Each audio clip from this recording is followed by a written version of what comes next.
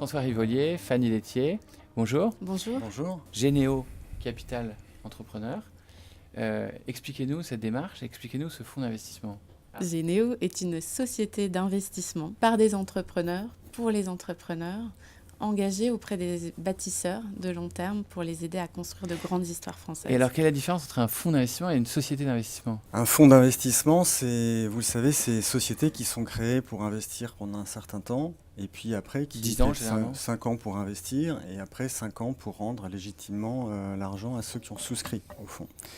Nous, on s'engage sur une autre voie, qui est celle qu'on appelle celle de l'Evergreen, qui est un modèle qui est très répandu en Amérique du Nord, très répandu en Europe du Nord, qui en fait est un modèle de société d'investissement avec donc une SAS qui aura une durée de vie de 99 ans. Ah oui, donc c'est Et plus de 10 ans, c'est...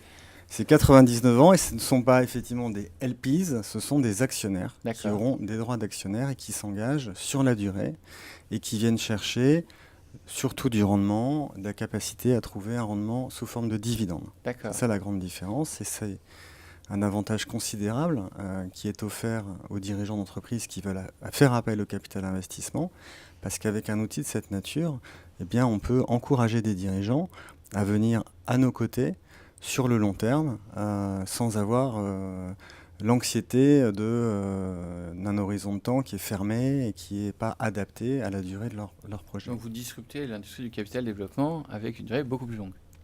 Voilà, on a envie de créer quelque chose de beaucoup plus agile. On sait qu'être entrepreneur, c'est savoir pivoter en permanence, c'est devoir pivoter en permanence pour saisir les opportunités, pour gérer les risques. Et donc, ça veut dire que même si on fait des plans stratégiques à 5 ans, ça peut s'accélérer au bout de 3 ans. On peut avoir besoin de prolonger 1 ou 2 années de plus. Et l'Evergreen, c'est magique pour ça, parce que ça permet vraiment de maximiser la performance d'entreprise en s'adaptant au temps de l'entreprise. Mais il faut que vos propres investisseurs soient d'accord pour cet horizon plus long, ces actionnaires et non pas LPs. Comment vous allez les sélectionner ? Alors on a dans Généo Capital Entrepreneur, il y a entrepreneurs et donc ce qu'on souhaite c'est qu'on ait un ADN résolument entrepreneurial à tous les étages. On vient pour encourager des entrepreneurs à accélérer et pour cela il leur faut des capitaux propres qu'on va apporter. Nous-mêmes, on est sortis de nos 2 grandes maisons pour être de nouveaux entrepreneurs, Société Générale d'une part et BPI France d'autre part. Et ce qu'on souhaite, c'est que le capital de la société d'investissement soit souscrit par les grandes réussites françaises, donc les grandes familles qui incarnent la réussite à la française et qui sont d'horizons divers, et puis les nombreux entrepreneurs qui ont réussi à bâtir des ETI et qui incarnent sur leur territoire, dans leur région, dans leur ville, le champ des possibles. Oui, on peut passer de PME à ETI et c'est tous ces dirigeants-là qu'on invite à nous rejoindre pour participer d'une façon ou d'une autre, comme actionnaire ou comme contributeur. Comme accompagnateur de la croissance. Accompagnateur, voilà, à rejoindre ce mouvement où on va combiner des entrepreneurs avec un nouvel outil de capital investissement. Alors moi, on a un écosystème nous-mêmes d'entreprises de croissance, puisque le magazine DCA organise le Grand Prix d'entreprise de croissance. Je sais que Michel Dumont va vous rejoindre. Je sais que Rodolphe Karl, le cofondateur de Babylou, va vous rejoindre aussi. Donc il y a vraiment cette lame de fond qui a l'air d'adhérer à votre projet. Alors en ce qui les concerne, c'est plus que ça, parce qu'ils font partie, comme d'autres, de ceux qui ont co-designé Généo Capital Entrepreneur. Donc ils sont co-designers, investisseurs voilà, tout ça c'est helper. Voilà, et en fait on n'a pas construit ça tout seul. C'est les années qu'on a passées tous les deux avec des entrepreneurs qui, à un moment donné, nous ont dit il y a quelque chose à faire, et on sent bien que c'est à vous deux de l'incarner. Mettez-vous en risque, mettez-vous entrepreneur également. Allez-y, franchement. Et on va vous aider à co-designer le bon véhicule d'investissement pour transformer des PME en ETI. Généo, c'est une communauté, la communauté des bâtisseurs, et tous les bâtisseurs sont bienvenus quelque part dans cette aventure, de faire en sorte que ceux qui ont réussi, ceux qui ont des histoires entrepreneuriales inspirantes, puissent aider la relève, celle qui rue dans les brancards, celle qui est en région, celle qui a envie de construire une grande histoire française, de traverser les générations, de faire des groupes qui sont là pour longtemps. En fait, c'est possible. Si Généo en fait 40, 50, peut-être que ça changera des choses, peut-être que ça aura un effet d'entraînement pour d'autres. Et donc, on a envie de se donner les moyens, de leur donner les moyens de leurs ambitions. Généo, c'est une équipe qui va être différente à l'instar de ce que l'on propose, une équipe pluridisciplinaire où on aura des profils d'investisseurs bien sûr, mais aussi en fait des responsables de l'accompagnement dont on parlera. On est là pour travailler le capital humain dans les entreprises, pour les aider à améliorer la performance commerciale, à accélérer l'innovation, à travailler sur leur résilience aussi.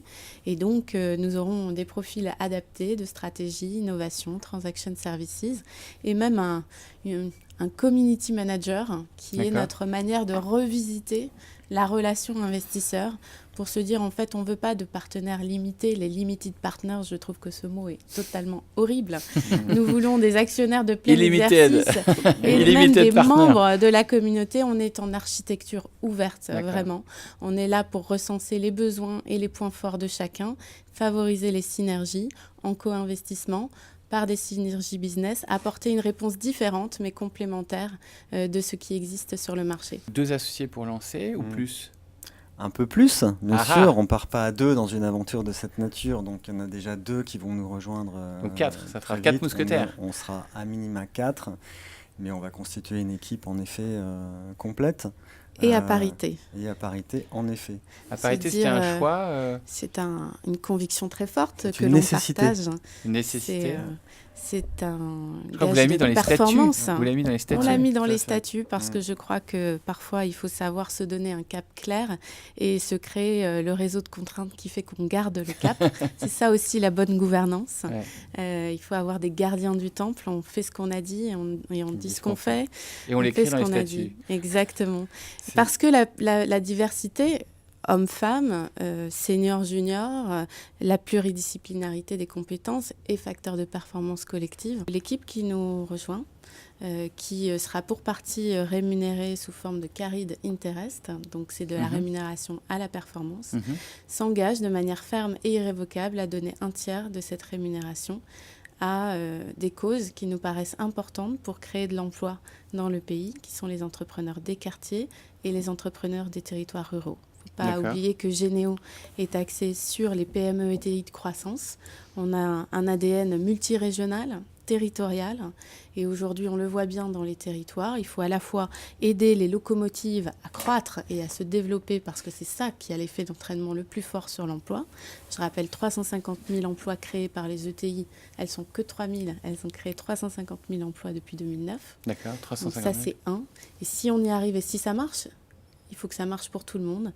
Et donc, on aura cette action de mécénat à côté, qui est un engagement personnel, mais fort de notre part. Vous aurez une équipe pour détecter et appuyer ces talents ? Alors, en réalité, il y a déjà beaucoup d'initiatives dans le pays, avec d'excellents professionnels qui savent déjà faire ça. Donc, là, vous allez vous appuyer sur eux ? On va évidemment, nous on est des professionnels de l'investissement, on est là pour faire de la performance et notre préoccupation, ça va être que effectivement, quelque part, ce qu'on demande aux membres de l'équipe soit géré avec la même performance. Et pour cela, il faut s'adresser à des professionnels en s'assurant qu'eux-mêmes flèchent l'argent exactement où on a demandé qu'il soit fléché et avec la meilleure discipline. D'accord. Donc on a déjà quelques discussions avec quelques acteurs de fondations, notamment liées à l'entrepreneuriat, dont on pense qu'elles seront bien mieux équipées que nous pour faire ça et le feront avec une meilleure discipline. Nous, notre sujet, en revanche, c'est d'aller sourcer dans les territoires les PME qui ont déjà une taille significative, à partir de, on va dire, 5 à 10 millions de chiffre d'affaires, qui font 1 million d'euros d'EBITDA et qui ont envie de plus, de beaucoup plus, parce qu'on a des bâtisseurs à leur tête. Des gens qui rêvent grand. Pour les identifier, comment faire pour les identifier ? En étant sur le terrain, en ayant des relais sur le terrain.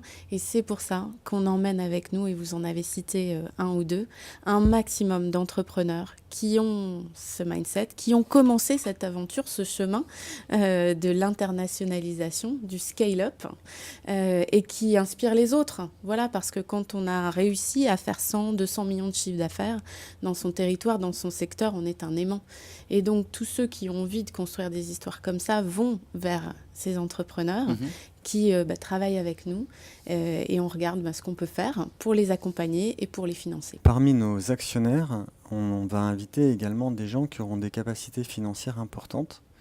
Et donc, on ne se sent pas limité, en réalité, en termes d'accompagnement, parce que notre société d'investissement aura ses capacités internes.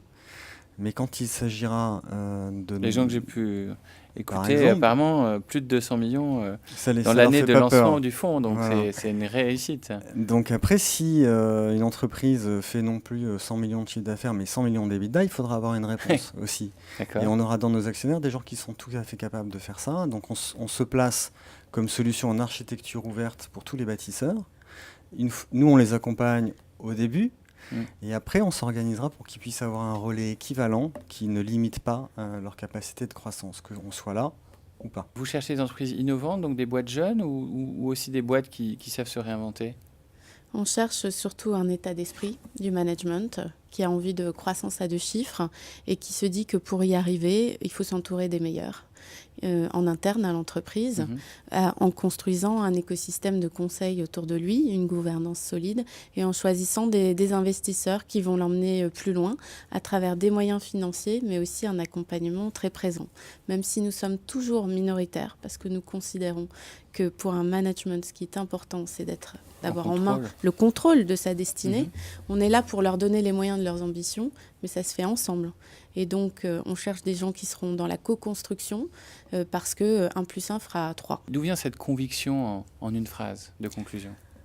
Alors ça vient de tous ces entrepreneurs qu'on a croisés, de l'énergie folle qu'on a reçue de tous les territoires, parce que vous parliez de Paris, mais en réalité, il y a 60% de l'économie qui se joue en dehors de Paris.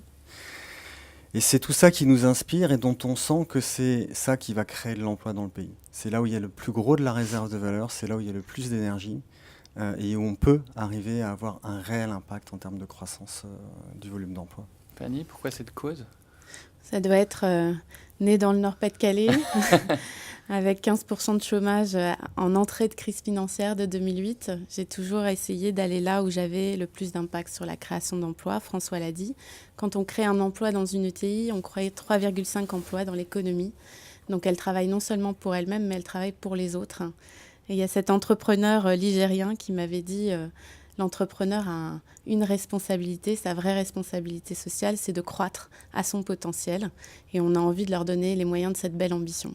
Bon bravo pour cette ambition et je pense qu'il y a beaucoup de faits sur votre berceau, sans jeu de mots avec Rodolphe Karl. Et donc bravo et bon courage pour déployer ces fonds et aider les entreprises à doubler de taille. Merci Merci beaucoup.